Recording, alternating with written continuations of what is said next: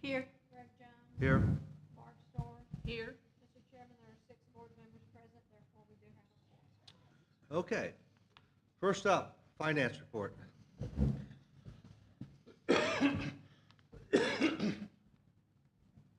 Thank you, Greg. So I want to report POA amenities through March 31st, 2025. Overall revenue for year to date through March 31st, we're ahead of budget by approximately $89,000. Assessment revenue was slightly higher and other revenue by approximately $58,000. Food and beverage, golf are in line with estimates for March 2025 with a substantial increase in our play.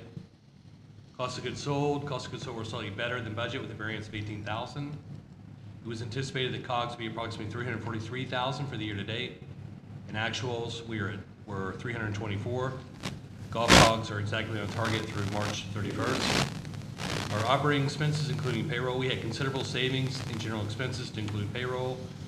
Expenses year to date were $4.7 million against an estimate of $5.3 million. Repairs and maintenance were well below budget by $123,000. Materials and supplies, $239,000. And payroll, $197,000. Overall, we are below budget guidelines by $596,000 for the year to date through March. Net income for POA and amenities were ahead of schedule by approximately $685,000. Coupled with our top line revenue beat of $89,000 and our savings and expenses, we are well positioned to go into the season of 2025 ahead of schedule. For wastewater treatment and sewer, overall revenue, top line revenue for sewer came in below guidelines by approximately $28,000 or 3.5%. Variances include negative commercial sewer fees of $10,000 and other revenue miss of approximately $11,000. For operating expenses, including payroll for sewer, we had large variances were experienced positive for payroll, materials, and repairs again in March. Total in this area of general expenses was a positive $117,000 through March 2025. And net income for sewer was better than budgeted expectations. For 2025, March actuals for sewer reported $196,000 against a budget of $107,000, which is a positive variance of $89,000. Thank you, Greg. Okay. Any questions? I had one. On the payroll underruns, how much of that is because we didn't fill positions as opposed to, any real savings? So primarily for the payroll, the lower than anticipated budgeted positions that have been filled is primarily I would say over 80% of our savings is for that. Jason, question on the commercial fees for wastewater. I'm sorry, I can't hear you. Commercial fees for wastewater, do we know why they're down from budget? I'll let I can answer that. Commercial fees are based on water usage. Okay. And so as water usage goes down, the fees go down. Okay. So we anticipate that will go back up. All right. Thank you, Bruce.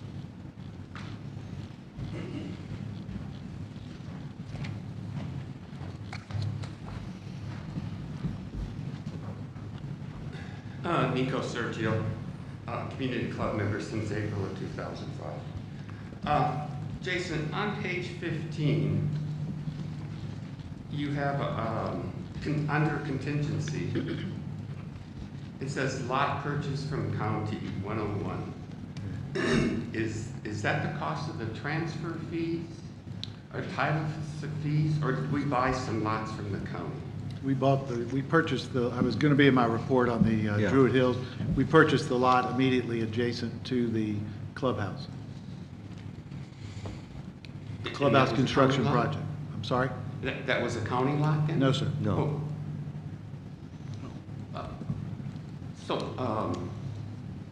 Okay, it was a private lot then?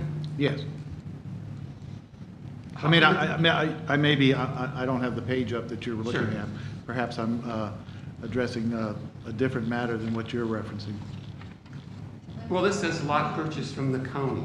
County lots. And Okay, then that's after it says county lot parentheses, purchase? Okay. 101. I'm sorry, And it's for, that's a separate issue then. Yeah, I don't know what page you're on. Yeah, because so our page numbers are different. I understand what he's talking about. Okay. So these are for the contingency lot purchases from the county 101. yeah, and Yeah. it's 14,674. Oh, So what is That's a that? different number. I know what it is now. These are lots we purchased back from the county. If you want to expand on that, Craig. Yeah, I think these are the Wilshire lots, aren't Yeah. they? Correct. These are the lots, from time to time, Nico, and this has been going on for years. From time to time, when county lots become available in the Wilshire area, we try to get those lots because we're not trying to get more trailers in here and that type of thing.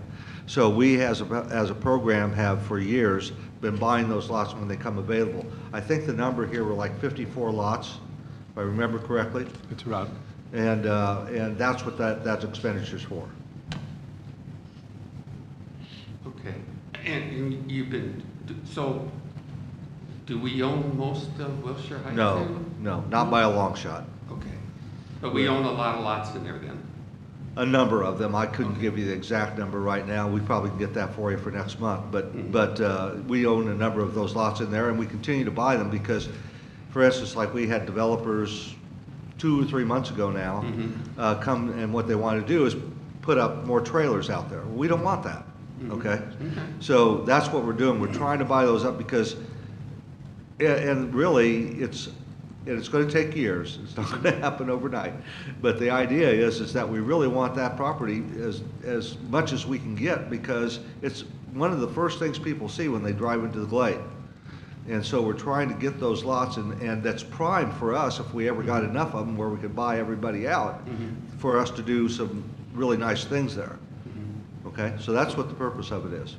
Okay, so we're paying about $150 a lot then? Something like that. It's not much. Okay. All right, thank you very much. Okay? All right. Any other questions? Hearing none? Major capital projects. Bill, you want to talk about Druid? Sure. We do have a formal executed agreement in place now with the general contractor, J&G. We have also secured financing on the project. So we have gotten the go-ahead from the bank to mobilize and move forward. So that is in process. Hopper will be back doing some clearing on the aforementioned lot that I referenced, which is, if you're addressing Druid, it would be to the left. There's some trees in that area that are going to be, we're going to leave a buffer between the existing home there, but that area was desirable to allow us some flexibility with the relocation of some irrigation that is already existing on that property. So we closed on that lot as well. And we will be having a groundbreaking ceremony on Monday at 11 a.m. If any of you would like to come out and participate, we have several of the mayor and representatives of the mayor in the chamber and other dignitaries that will be on hand, the architect, representatives from the general contractor, the board, steering committee, et cetera, those that have been involved in the project. So we'll be having a ceremony at 11 a.m. at Druid Hills on Monday, the 28th. So that's pretty much an update, unless the board has questions. I'm going to give highlights for future developments here. Tomorrow, we promised that last month that we would have a complete rundown of the expenses for the whole Druid Club project, and particularly the clubhouse. That's going to happen tomorrow. We're also going to talk about the financing of the project and how that's going to happen. And both Jason Lambert and M.K. Jacobson will be the two giving those presentations. So I encourage you to come here tomorrow. We're going to have the public meeting of the, right here. We're going to have the public meeting of the board first, then we'll adjourn that, and then we'll go into these sessions. There will be 3 presentations tomorrow. One will be the Druid Hills. The second one will be, Scott will give us an update on the strategic plan. And the third one, for those of you that you're more than welcome to stick around, but we put it third because we're going to kind of go through some of the highlights of what we've been talking about in these Q&A sessions about the amendment we have posted for the CNRs. So those will be 3 presentations that will happen in that order after the meeting tomorrow. So please try to stick around if you can. If you can't, we'll be streaming all of that, so make sure that you get on that. And those of you out in TV land, please, please join us tomorrow. Okay, so that's the end of that commercial. Okay, member comments.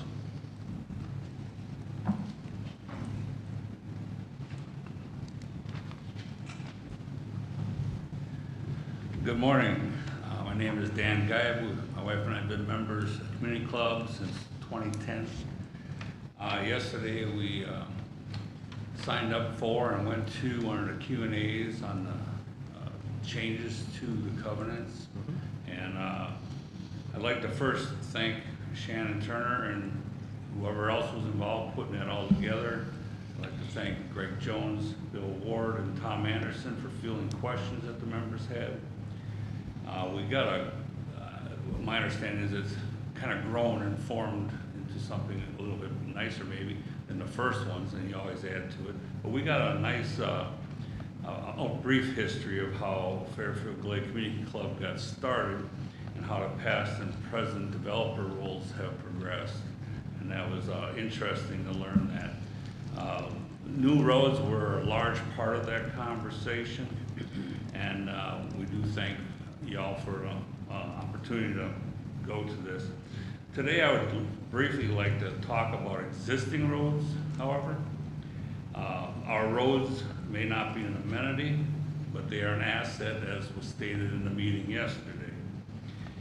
And I truly believe that. We all use them, we all pay for them, and we all know that roads need constant maintenance. We do have an asphalt budget, and I believe that figure yesterday was $650,000 that was stated per year for hard surface asphalt on our roads.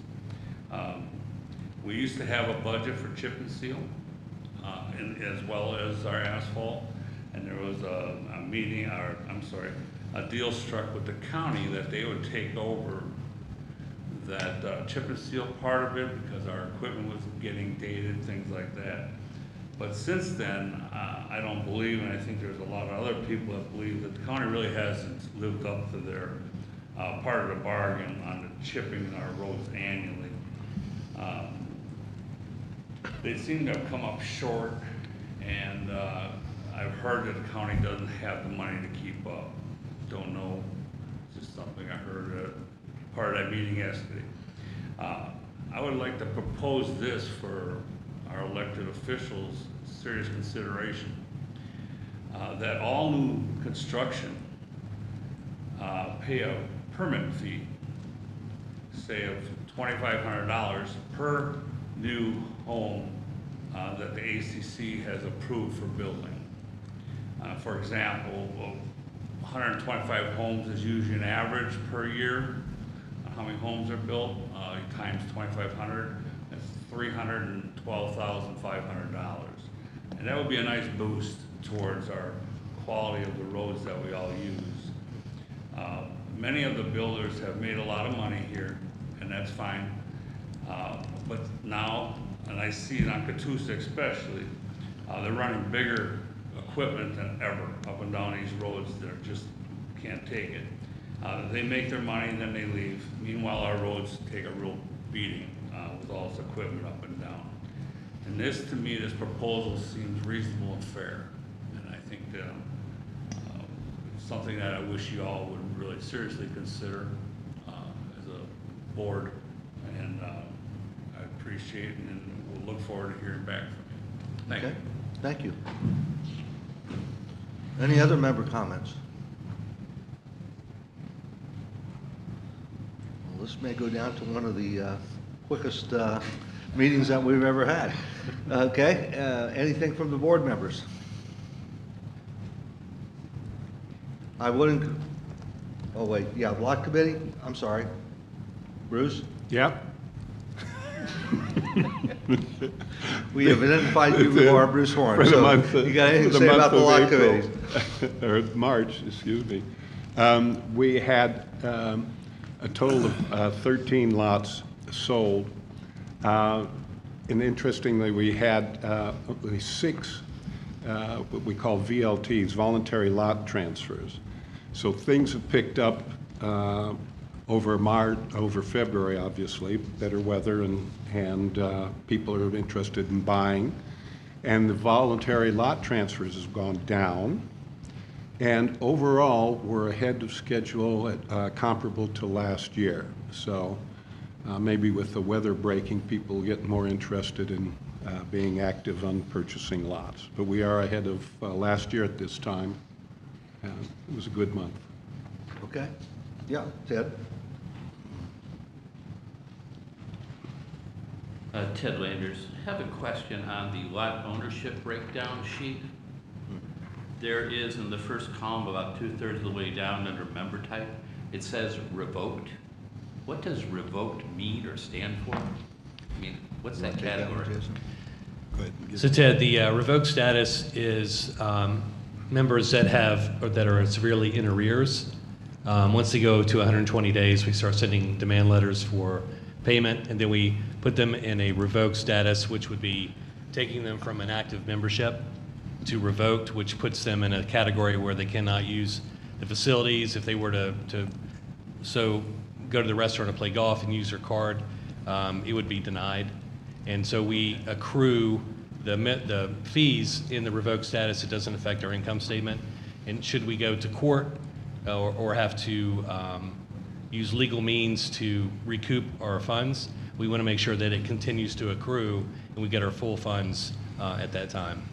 Yeah, thank you, I appreciate the explanation. I just didn't understand what revoked stood for, so thank you. Okay. Anything else? Then I have a motion to adjourn. Motion to adjourn. Is there a second?